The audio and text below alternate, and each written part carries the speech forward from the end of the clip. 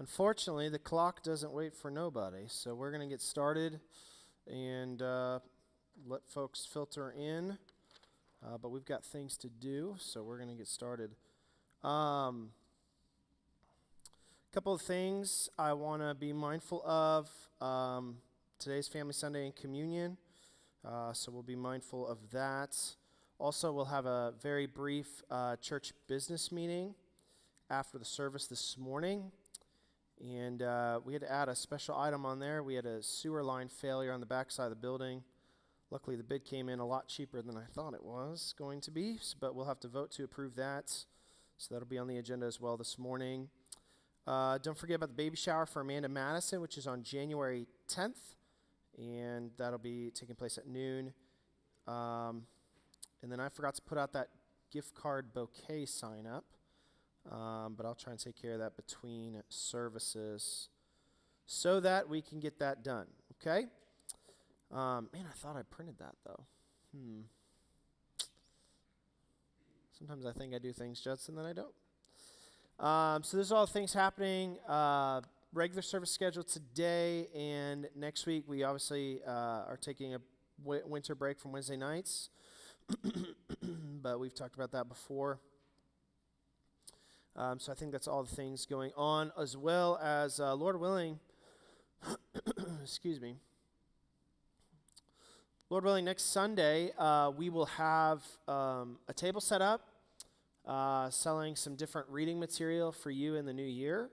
I want to really encourage you, church, to find ways to get in the Bible in the new year, and so we'll be selling resources probably the next 2 Sundays for that. So if you want to be ready to pay for those, be prepared for that next week, assuming all the things come in on time. We'll have a table set up, kind of a mini bookstore that we'll set up for that.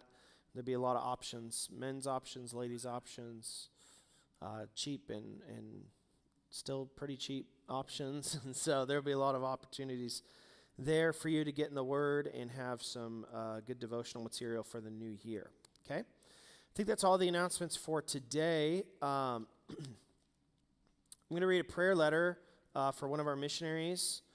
This is the Sheridan family. We took them on for support, was it this year or last year? I think it was last year.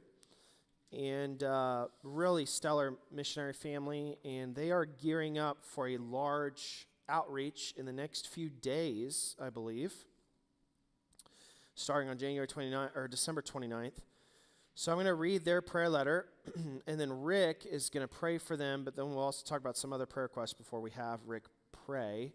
But I want to read their prayer letter to you, try and keep up with our missionaries. It says, Dear partners and friends in ministry, as I write to you, my family and I are stepping into one of the most important seasons of our ministry. A project that has been planned, prayed over, and carried in our hearts for a long time will commence in a few days. By God's grace and for His glory, we are preparing to distribute a Gospel of John and Gospel tract to every home in each city, town, and village throughout our state. This outreach will take place in northern Chilean Patagonia, and as far as we know, marks the largest effort of its kind ever attempted in this region. The opportunity before us is immense, and we deeply need your faithful prayers. Would you consider taking a day to pray or even fast for this outreach? And it is very extensive. I'll read the name of towns that he's going to here in a minute. He said, we invite you to pray, and this is what Rick's going to lead us in praying for here in a minute. First and foremost, for the salvation of those who will receive the Word of God. Many of the homes we visit may never have had Scripture in their hands before. Some hearts may be shaped by religion rather than truth. North Carolina and Patagonia, who will be working together from December 29th to January 9th. So this is like a 12-day, 13-day outreach. Bridging cultural language differences, we trust the Lord for safe travel, reliable transportation, good health, favorable weather, and provision for every need. To explain how far he's going with these outreach invites, they have found boats to go to small island villages. They're looking for charter flights to go to remote villages. He said, we are still seeking and we should pray for this, the right contacts and resources for a charter flight to Isla Ascension, Malinca, the only town to which we have not been able to secure provision. We ask the Lord to open the way according to his will. Following is a list of every community in our state, and they're going to, I think, go to all of these. We humbly ask that you pray for them by name. Most have no church, no church that believes in salvation by grace through faith alone. Each name represents real people, families, children, and souls for whom Christ died. There are, I'm going to count here, 1, 2, 3, 4, 5, 6, 7, 8, 9, 10, 11, 12, 13, 14, 15, 16, 17, 18, 19, 20, 21, 22, 23, 24, 25, 26, 27, 28, 29, 30, 31, 32, 33, 34, 34 towns that they are distributing, and I think they plan to hit every house. They literally had to get a cargo freight thing shipped over on a boat to get all of their literature, okay? Time permitting, and if circumstances allow, after the main project, we want to cross into Argentine Patagonia with our Bulgarian team to play scriptures and tracts in these communities of the Chubut province. Lago Blanco, Aldea Bolero, Doctor Ricardo Rojas, Rio Mayo, Facundo, and Sarmiento. So really about 40 towns, if I counted right. That's a lot of time. Kyle said, thank you for standing alongside of us. Your prayers, encouragement, and faithful partnership mean more than words can convey. While there's so much more to share about what the Lord is doing here, I wanted to use this letter to focus on the Gospel of John project. To all of you faithfully holding the ropes back home, we ask you to grip them tighter than ever. We're trusting the Lord to use this effort for the salvation of many and the planting of strong Bible-believing churches throughout Patagonia. So we want to pray this morning for this regional effort to reach towns, and I guarantee you Kyle is going to work hard if he has converts in these towns or interest in these towns to send people to start churches in these towns. He's done that before. He'll do it again. So I appreciate the wonderful family we get behind here. If you're interested in giving towards this project specifically, I know they've solicited that in past letters. I know they could still use money for that. You just let me know or let Mark know if you're scared to talk to me about your money, and I will communicate to Kyle, hey, someone in our church designated an extra X amount of dollars for this project, and I'll email him today so he can kind of make plans based on that, okay? Rick's going to pray for that in a moment, but I want to ask you to pray for a couple other things, and I'll need a volunteer for these. Okay? I would like someone to pray, and I try to strategically just alternate what we're praying for here and there. But I want someone to pray for this morning our absentee church members. Absentee church members. The Bible tells us that we are to seek out those who are wandering from the flock. James 5:19 says this, brethren, if any of you do err from the truth and one convert him, let him know that he which converteth the sinner from the error of his way shall save a soul from death and shall hide a multitude of sins. Sometimes we think conversion has to do with lost people getting saved, but the word there just means change. And so we want to seek those who are drifting spiritually and bring them back to the Lord and to his flock. So can I get a volunteer, male or female this morning, who'd pray for our absentee church members? Judson, good. And then I'd like another volunteer to pray for another thing that I wrote down. Yes. We've emphasized this in last Sunday's message, and this morning's message, we're going to emphasize it again because it's in every Christmas text. But I'd like for someone to specifically pray for evangelistic opportunities around the holidays for our church family. So could someone pray that God will open our eyes to opportunities to share the gospel or just to glorify Christ in our conversations with family and friends, and maybe even to take a step forward. Michael? All right, so I'll have Michael pray for that. Anything else we could be praying for, church? Okay? Good. All right, Rick, you pray, and then Judson, and then Michael.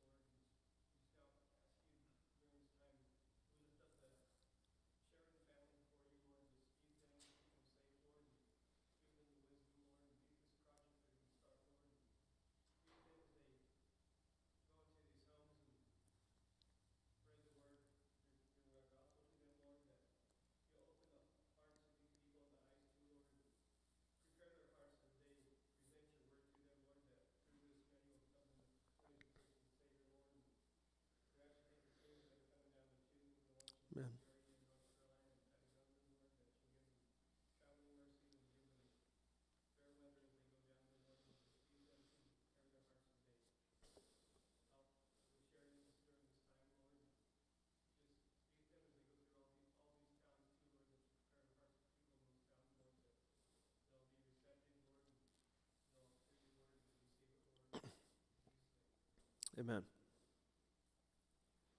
Lord, as we come before you this morning, just want to uplift in prayer those that are unable to join us this morning. Lord, I think of those that are unable to join due to health reasons. Lord, especially the good nights are heavy on my heart. Just pray that you would be with them that are unable to join us for health. Just pray that you would give them healing, give them peace. Just pray that you would give them your spirit in this time that they are unable to join us. Lord, I also uplift those that perhaps they're fighting a spiritual battle or resisting you, Lord. I just pray that you would help them to see their need to gather and to worship you, Lord. Amen. Lord, I also pray that you would be with those of us that have made it here today. I pray that you would help us to see those that are not here and help us to see the need to reach out to them, whether it's just to brief in, to talk to them, or maybe it's to encourage them to get back to church. Amen. I pray this in your name. Amen. Lord, I pray that you be with each and every one of us this, over the Christmas holidays and over the next coming few weeks. And I pray that you would help us to go and spread the gospel as you have commanded us. I pray that you would help us shine your light and be bold and speak the gospel and speak the truth and give you the glory and lift your name up and lift Christ up even to our families and friends over the Christmas break and even to strangers. I pray that pastor would preach the gospel and you would bring people in over the next few weeks into our church and that they would hear the gospel and that they would be saved, Lord. And help us reach those, Lord, and help us take a stand for you during these holidays. And we pray all these things in Jesus' name. Amen. Thank you, guys. Turn to Genesis 50. I want to give a couple updates as well that I forgot to mention earlier. I visited with the Goodnights this week. Several of you were here last week when I mentioned Doris had a fall in the parking lot of the doctor's office, and they were so grateful for your prayers, church. Continue to pray for her. There's still obviously some recovery associated with that. It certainly could have been much more serious, but I know they're very grateful for your prayers. You could also reach out to them. Robbie has a Facebook, if that's something you're on, so you could always reach out to them that way or write them a card. Happy to give you their address, things like that. I know they'd be so grateful for that. And then also next week, I didn't get this in the bulletin. Next Sunday morning, Gary Ridge is going to be in town, and I'm going to have Gary give kind of a second installment of his Sunday school series Sunday school lesson that he did while he was with us. I think this time he's going to talk about grief, maybe, and how to process grief from a biblical standpoint. So I look forward to have Gary speak to us and teach us during the Sunday school hour next week. So I hope you'll join us for that. Many people think grief is just when you lose a spouse or something like that, but grief is a lot of things. And we react to a lot of different situations the same way we react to those type of things. So I'd encourage you to be here for that. Okay? Well, let's turn to Genesis 50, and hopefully you've done that already. And let me do a little bit of review, okay? This morning we've been launching this mini-series on forgiveness. And we'll have a breakfast Sunday, by the way, on January 4th. So I could use some volunteers to bring food for that, especially if you haven't had a chance to do that recently. Would love some help there. But we started this series on forgiveness that will kind of wrap up here a little bit. We may have a final lesson on it in January. But last week if you remember, we talked about how forgiveness is a combination between two things: love and justice, right? Sometimes we think justice has no place in forgiveness, but actually it does. Last week we talked about 3 models of forgiveness or grace. We talked about 3 bad models of forgiveness or grace. What were some of those models that we talked about last week? Cheap grace, right? That's when we just forgive for the sake of moving on. What else? Someone else. No grace. That's an easy one, right? Then we got one more. That's on a different end of the spectrum. So we got no grace, cheap grace, and one more. Someone else. Transactional grace, right? You do enough good deeds and then I'll forgive you. We'll move on after that. Then we talked about the perfect example of where justice and love meet in God's forgiveness. Where did God's justice and love meet to grant us forgiveness? Someone answer that. The cross, right? God's justice was displayed because he poured out his wrath on his son. His love was displayed in that he extended forgiveness to us on behalf of what his son did. Finally, we studied Leviticus 19, and we saw there an Old Testament model of forgiveness. What were some of the commands that we received through that text? Someone else participate here. You don't even have to use the exact words. What were some of the thoughts there that Leviticus communicated to us about what forgiveness should look like from the Old Testament? What were some of the things we learned there in Leviticus 19?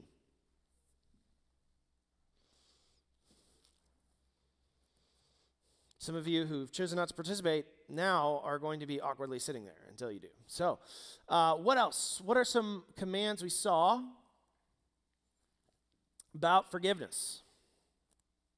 Someone else.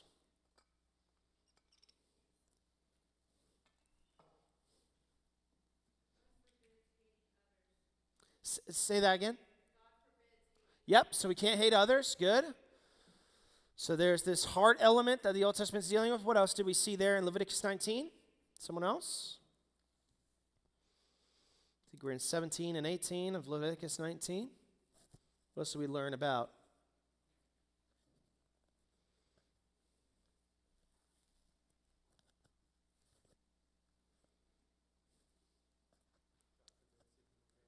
Okay, we can't seek revenge, so no hating, no revenge. What else? Positively or alternatively, what should we do?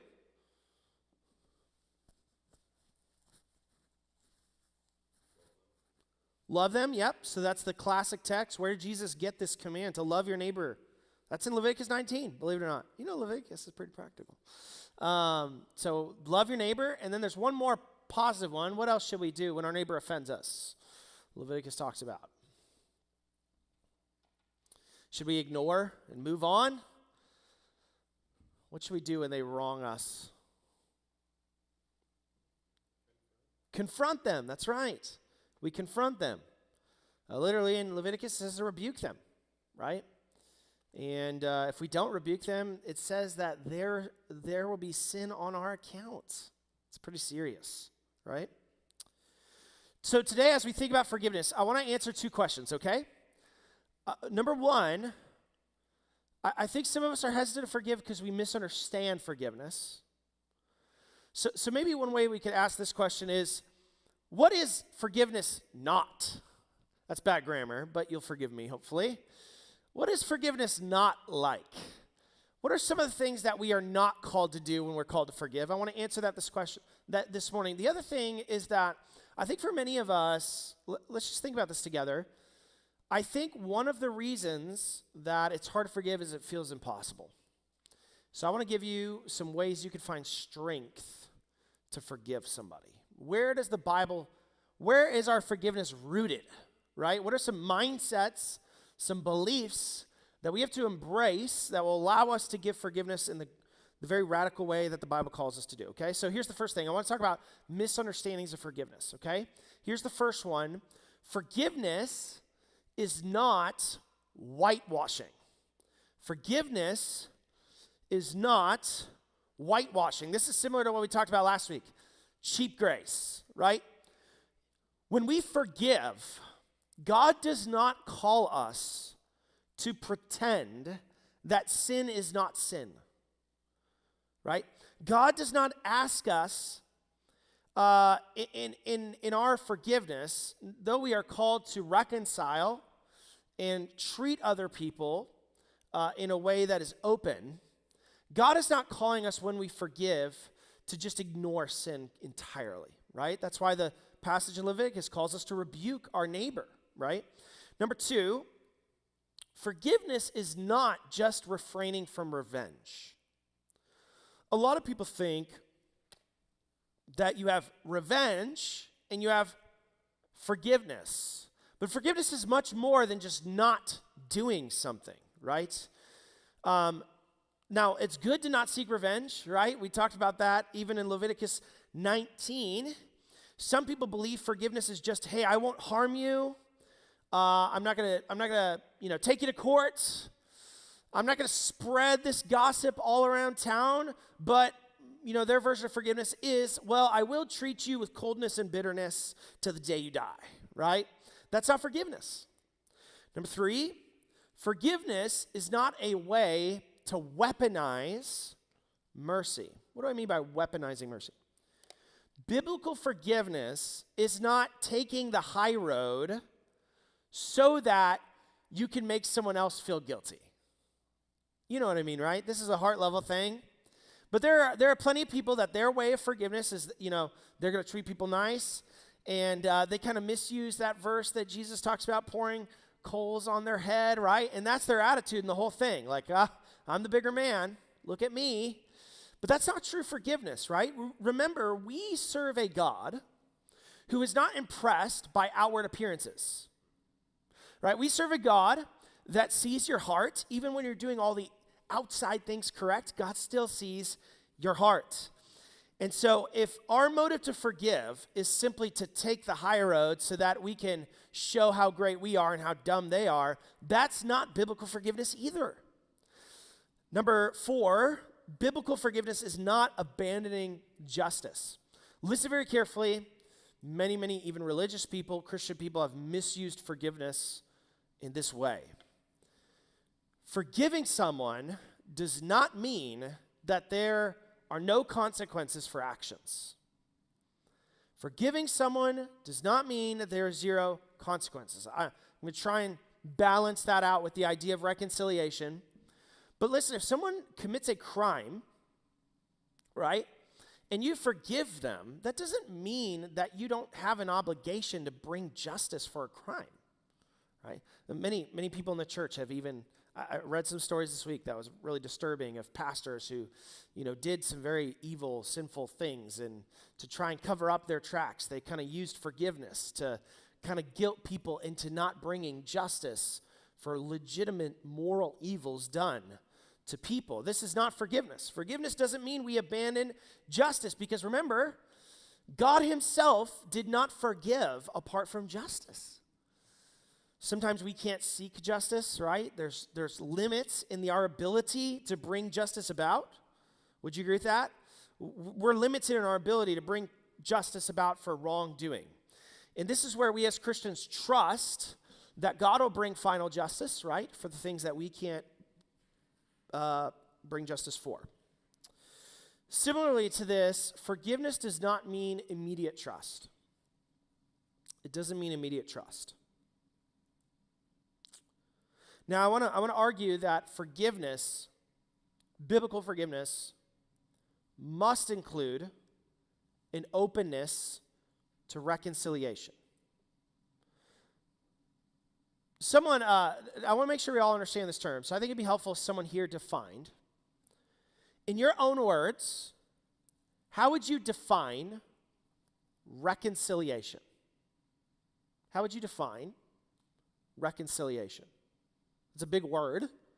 So someone tell me, in your own words, I don't even have a definition written down, so don't worry. How would you define reconciliation? What would that mean? What is reconciliation? Yeah, so some sort of restored relationship. Now I want to be careful, because we have people in here who have had divorces and things like that. My own parents have gone through that. What I don't mean by this is that forgiveness means that you have to have the exact same relationship as before. Okay? There are plenty of people in my life that, by God's grace, I've forgiven for horrible things that have happened to me. Many of you don't even know. A lot of very horrible things have happened to me from my family. But that doesn't mean that we have to give this person the same place in our life. It doesn't mean that there should be a removal of tension there, right? But a man who's abused his wife or cheated on his wife, and she feels like the path forward is divorce, as hard as that is, that doesn't mean that woman has to allow that man to stay married to her because he's done these horrible things. But she can still forgive that. Do you see what I'm saying? You can forgive without bringing someone into the same circle they were once in. Now, the radical idea of the gospel, listen very carefully. The radical idea of the gospel is that is what God does, right? God kicked Adam out of Eden, but through the gospel, we are restored back to Eden, in a sense, right? The new heavens, the new earth, that'll be an Eden-like existence, but in some ways it's going to be even grander and bigger and better. So that is the gospel, that God actually restores us to the same place that we were before we offended him. But we recognize that there are brokenness in our world that doesn't allow us always to seek that kind of reconciliation. But as a pastor, I think I should push you in as many situations as possible to extend the kind of forgiveness that God has extended you, right? And I think that can be possible through the gospel. But it does not always mean immediate trust. It doesn't mean that, okay? Proverbs 26 says this. It says, whoever sends a message by the hand of a fool cuts off his own feet and drinks damage. What is Proverbs saying there? That if you use a fool, someone who's proven themselves to be a fool, to do something important, you're hurting yourself, right? So in essence, Proverbs is saying, look, a fool may be someone you have to forgive at times, but it doesn't mean you should trust them again. In fact, Proverbs says that's a dumb idea. If you send a message by hand of a fool, you're just hurting yourself, right? So here I want to answer the question to conclude our lesson this morning. How can we find strength to forgive somebody else? And I want us to look at the story of Joseph. So are you in Genesis chapter 50? Turn to Genesis 50. Okay. Now, I want someone to help me recap. What are the bad things that happened to old Joseph? Someone help us, catch us up to the story. We're at the very end of it. What are some of the bad things that happened to this guy named Joseph? He was sold into slavery. Who sold him into slavery, Rick? His brothers. Okay. Why did they sell him into slavery, Rick? They were jealous, right? It's not like he did anything wrong, you know. They sold him into slavery. That's pretty bad. Then what happened to Joseph? Slavery wasn't even the worst of it, right? He ended up in a pretty nice place. Where you say, Michael, what happened? Prison, yeah. And what bad things happened to Joseph in prison? He thought he was going to get out, right? He had a friend who was a friend of the big guy. And then what happened to Joseph in prison? He was forgotten, right? This guy, you know, every turn of the story in Joseph, it's like, wow, things are about to get better. And then it doesn't, right? He's in charge of all Potiphar's house. I mean, what a great gig. And then he gets in prison. Oh, then he's in charge of all the prisoners. Must be a great, that's as good as it gets as a prisoner, right? And then it gets worse, right? And then he gets out, and what happens to Joseph? What good thing happens to Joseph when he gets out of jail? What's he promoted to in Egypt? Second in command. He's the vice president, you know, or the secretary of state, however you want to take it, right? He is second in command in the most powerful nation in the world, right? That's quite the promotion from prisoner, you know. And so here's Joseph. He's got a lot of power. It just so happens one day his brothers show up. Now, I don't know about you. Can we just step into Joseph's shoes for a minute? You're the most powerful person in the world, and the people who've made your life hell show up on your doorstep begging for scraps. What would be maybe our human temptation in that moment? What might we be tempted to do if we just lean into the sinful side of us? What, Robert? Get even? Anything else you'd add to that? What else would you be tempted to do? Get even? Their turn for prison. Yes, yeah. I don't know what to make of, one of them did get thrown in prison for a minute. I don't know what to make of that. Yeah, right? So here's Joseph. He's been wronged, deeply wronged. His whole life is set on a different trajectory. It ended up good, but there's probably several years of absolute terrible things that happened to Joseph as a result of these people. In Genesis 50, Joseph's brothers are kind of scheming because they figure out Joseph's the big guy, that they're getting food from. So Joseph could starve them if he wanted. He could kill them. They really have nothing to offer Joseph in this moment. And we find that they're worried that Joseph's not going to forgive them. Look at verse number 15 and 16. I think this is a lie. There's no evidence to the contrary. But I think they scheme up this idea that let's lie to Joseph and tell him that Dad said before he died that he needed to forgive us. Well, what does Dad think happened to Joseph? He died, right? I don't think Dad said this, So that they say, hey, Dad said, that sounds like my kids. Mom said, right?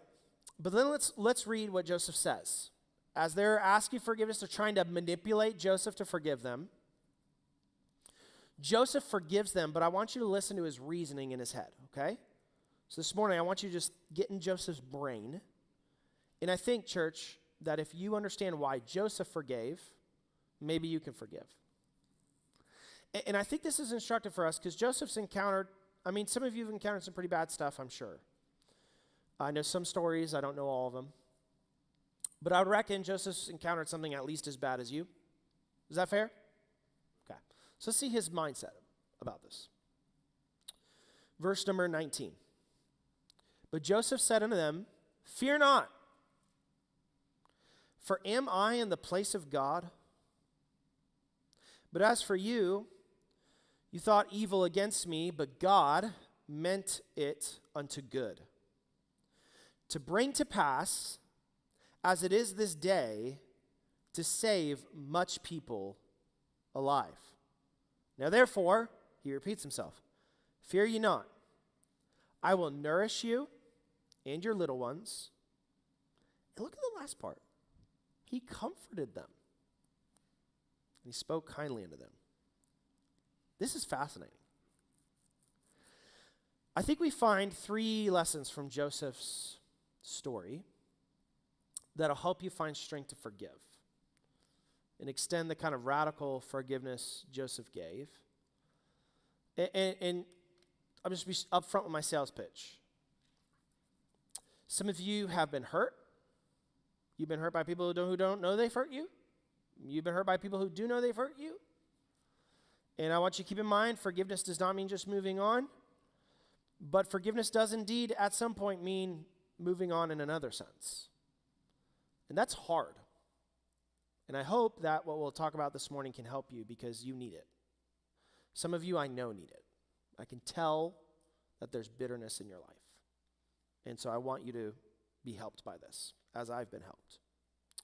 Here's the first resource we have to draw strength on to forgive. And this is a big mindset. Here's the first one. First source of strength is this: humility to recognize you are not in God's place. Look at verse 19. Joseph, in responding to their assumption that Joseph wouldn't forgive them, I almost get the sense he's a little offended. All the brothers are worried, they're scheming, they're trying to manipulate Joseph to forgive them. And Joseph is saying, look at how he responds again in verse 19. Am I in the place of God? Now, I think this reveals a lot about what Joseph thinks about forgiveness. Listen very carefully. In Joseph's mind, listen so carefully to this. Joseph believed that if he withheld forgiveness, he would be trying to take God's place. Joseph believed that to withhold forgiveness was to take the place of God himself. In that Joseph believed that God had maybe spoken about this, and therefore Joseph didn't have a right to do what he wanted. And so Joseph thought if he would not forgive, then that meant that he was standing in a place, in a spot, in a chair that only belonged to God. Now, let me help you. What do we call it when we try to take God's place? What do we call that? What's one of the biblical labels for that sort of a thing? Idolatry. Therefore, Joseph believed that to withhold forgiveness was equivalent to idolatry, exalting oneself to be God. Right? This is serious language, is it not? I think Joseph is saying something that all of us who are withholding forgiveness, or we're kind of doing a transactional deal, we've got some people that I'm not gonna give you any openness in this relationship until you do enough things to earn my favor back. I think Joseph says a serious word to us that if you are having trouble forgiving, listen very carefully, Joseph thinks that you've forgotten that you are a sinner and you have started to believe that you are God. Joseph believed that the only way he could withhold forgiveness from his brothers was if he considered himself worthy to be their divine judge, and he knew he was not. Therefore, he felt it necessary to forgive. He felt morally obligated to extend forgiveness. Number 2, here's what we need to recognize, because I think for some of you, what might be hard in extending forgiveness, can you level with me? What makes it hard to extend forgiveness is that it's really hard to wrestle with the legitimate effects of someone else's bad choices, right? Is that could be a tension, right? Like, it's hard for me to forgive because I still deal with the stuff you gave me, right? I still deal with the emotional baggage of what you did to me. My childhood was shaped, maybe for some of you, by what my parent did to me. My marriage is still ruined in a lot of ways because of what she or he did to me. That's a tough thing. I'm not going to pretend to connect all the dots here, but I want to give you a second thing that might help you with that. And you're going to have to wrestle with this for probably a couple weeks, okay? And we might double click on this in our next series on Sunday mornings on God versus evil. But here's what Joseph recognized about the legitimate evil that was done to him, is he trusted that God had never lost control. He trusted that God had never lost control. Look at verse 20.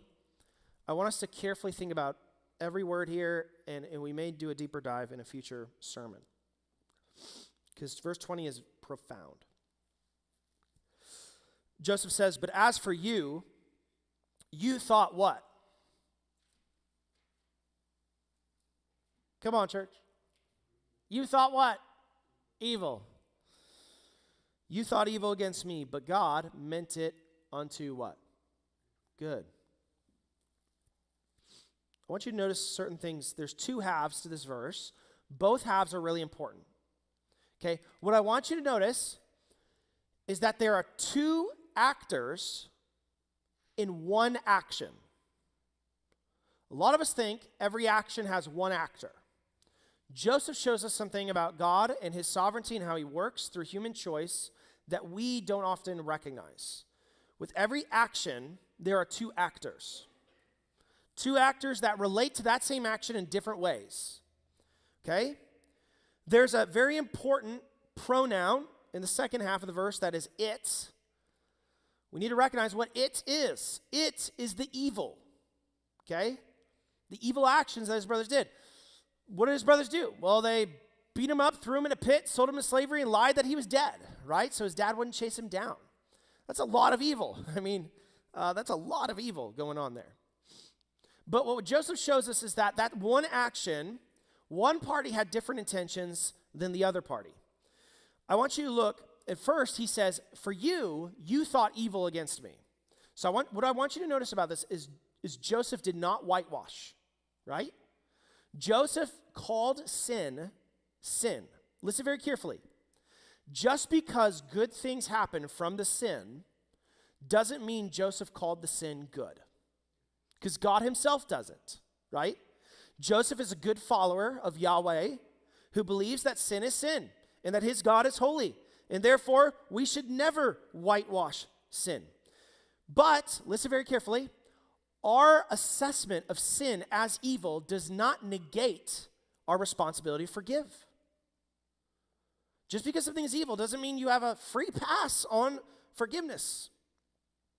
Also, what I want you to notice is that not only is it okay for you to call sin done against you to be evil, it's okay for you to grieve that. The Psalms show us this. If you read the Psalms, you'd be surprised how many of them are not sing-songy. They're like grieving and wrestling with God about the evil done against David, right? I think the Bible's very clear about this. There's a whole book about lamenting genuine evil. It's called Lamentations, or Lamentations, as we all call it, right? It's okay to grieve evil. It's okay to call evil what it is. If something happened to you that's wrong. But what I want you to notice is the second half. Look at the second half. But God meant it. Remember, what is it? It's those same actions. God meant it for good. What I want you to notice, this is obscured in some translations. The verb for Joseph's brother's intention in the actions and God's intentions is the same. So the translation I'm reading from, it says, you thought evil, God meant it. That's not two different words in Joseph's language. This is the same word. So I think what Joseph is saying is that this one action, his brothers were relating to it in an evil way, this enslavement, but God was relating to it in a way that became good. God was working through that action. In other words, Joseph believed God had never lost control. Joseph believed that when he got thrown in a pit, when he got beat up, when he was abandoned by his family, all of that was evil, but yet God still was working through that. But God was not evil because God was relating to that action in a different way. He meant it for good. If that confuses you, I'll explain it more in our upcoming series on God versus evil. But what I want you to notice is that Joseph believed that even the bad things done to him, God was cooperating in and through those things to accomplish something better. Now, Joseph has an advantage some of us don't have, okay? Because some of you are like, how could it work out for good? No way. Well, at the end of the day, church, you have to believe that God's word is true or not. That God uses all things, works all things together for good or not. He either does or he doesn't. There's no middle ground. And I think Joseph gives us permission to recognize that even human evil is part of the all things in Romans 8. That God uses all things for good. Joseph happened to be able to see how all those things work together for good. You and I can trace on a map how every evil thing done to Joseph actually led to his exaltation.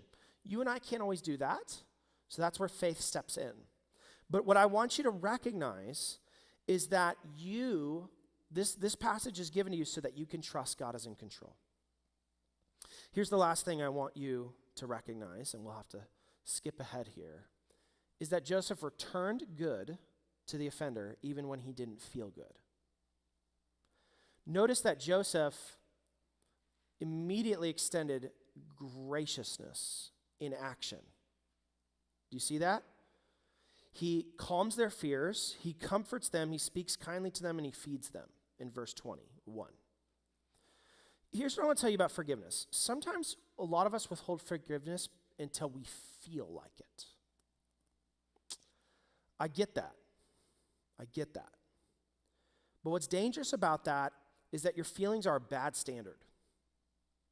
Your feelings are horribly misguided most of the time. And I think it's important to realize that forgiving someone doesn't mean trusting them. Forgiving someone doesn't mean thinking they're the best person in the world. And forgiving someone doesn't mean that your gut is totally okay with everything that happened. That takes so much time to move through. Emotions are a really stubborn thing. If we wait for our emotions to act, then we'll never do the right thing. Or rarely. But I think all of us know this truth. It's easier for an action to lead to a feeling than it is for a feeling to lead to an action, right?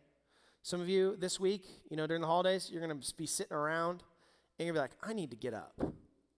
But you don't want to get up. You know what I mean? But when you get up, you'll realize, I'm glad I did. I feel better now. In that simple analogy, it's easier to act your way to a feeling than it is to feel your way to an action. So sometimes, friends, we extend reconciliation even when we aren't always feeling it, knowing that God will get us there emotionally over time. All right? Lord, I pray that you help us to reflect on your forgiveness for us and extend this kind of radical forgiveness through these resources we've talked about. In Jesus' name. Amen. All righty, church. Well, let's will be dismissed. The last blank, I'm sorry I didn't give you that blank.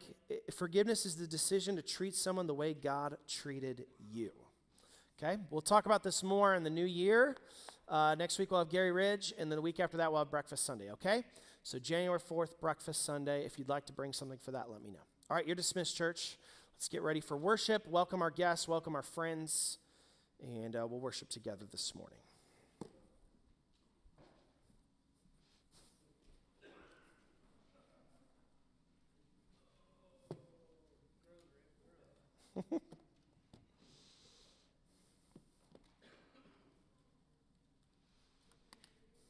People sing. Oh. Thanks, Mark. Hey, Mark.